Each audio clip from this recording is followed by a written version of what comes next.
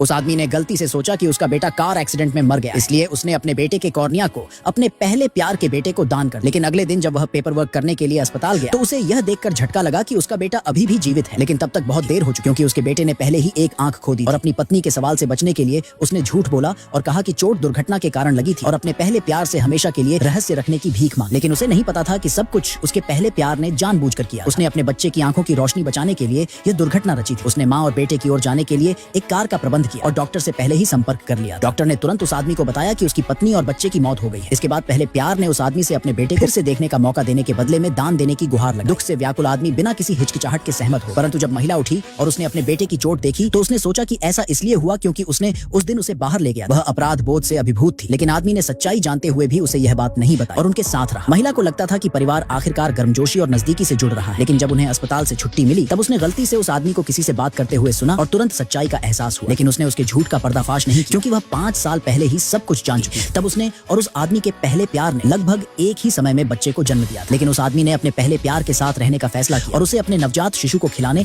और उसकी देखभाल करने के लिए अकेला छोड़। जब वह अपने पहले प्यार के बच्चे को धीरे से शांत कर रहा था तो उसे लगा कि वह यह सब सहन कर सकती है, लेकिन उसने कभी नहीं सोचा था कि एक दिन वह आदमी अपने ही बच्चे की आंख की बलि चढ़ा दे। हालांकि उसने जोर देकर कहा कि यह एक गलतफहमी थी, लेकिन उसे पश्चाताप का जरा भी संकेत नहीं दिखाई दी। इसलिए उसने अपने बेटे को इस घर से दूर ले जाने का फैसला किया। लेकिन जब वह वापसी को संभालने के लिए स्कूल गए तो वह अपने पहले प्यार और अपने बेटे से मिली, जो अभी अभी वहाँ ट्रांसफर्ड हुआ था। उसे आश्चर्य हुआ। उस आदमी ने उन्हें अस्थायी रूप से अपने घर पर रहने देने का सुझाव दिया। महिला ने कोई आपत्ति नहीं जताई। घर पहुंचने के बाद वह चुपचाप सब कुछ देखती रही। उसने अपने बेटे से पूछा कि क्या वह उसके साथ जाना चाहता है और उसने बिना किसी हिचकिचाहट के सिर हिला दिया। इसलिए उसने सामान पैक करना शुरू कर दिया। लेकिन तभी उसे अपने बेटे की डायरी डेस्क पर मिली। हर पन्ना उसके दिल के सबसे गहरे विचारों से भरा था। इसे पढ़ने के बाद वह अपने आंसू और नहीं रोक पाई। उसका विचारशील बेटा उसके पास आया और उसे सांत्वना देने की कोशिश। उसने कहा कि इससे उसे कोई दुख नहीं हुआ और उसे दुखी न होने के लिए कहा। यह सुनकर वह पूरी तरह से टूट गई। जैसे ही उसने उसे कसकर गले लगाया, उसने अंतिम निर्णय लिया। उस रात उसने तलाक के समझौते का मसौदा तैयार करने के लिए एक वकील से संपर्क किया, लेकिन कॉल के दौरान उसकी बातचीत गलती से उस आदमी के पहले प्यार ने सुन ली।